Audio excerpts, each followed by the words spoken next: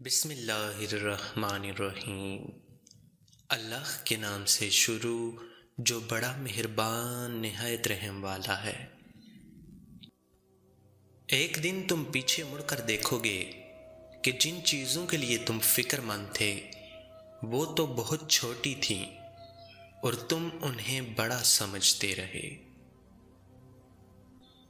اگر ہم یہ کہنے کی بجائے کہ دیواروں کے بھی کان ہوتے ہیں، یہ کہنا شروع کر دیں کہ فرشتوں کے ہاتھ میں بھی قلم ہے، تو ہمیں لوگوں سے زیادہ اللہ کی فکر ہو جائے۔ جب عرش والے کی طرف سے ہاں ہو تو فرش والوں کی ساری سازشیں بیکار جاتی ہیں۔ خدا کی راہ میں کوشش کرو اور کبھی پیچھے مت ہٹو، کیونکہ خدا نے تم سے کوشش مانگی ہے، نتیجہ نہیں۔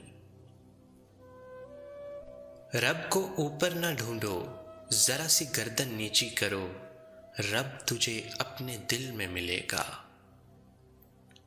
انسان پریشانیوں کی گنتی کرنے کا ماہر ہے، لیکن نعمتوں کا حساب رکھنا بھول جاتا ہے۔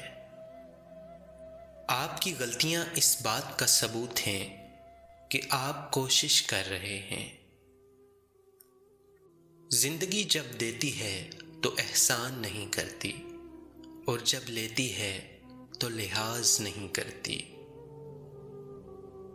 عروج میں اگر نظریں نیچی اور لہجہ نرم ہو تو زوال میں کم تکلیف ہوتی ہے۔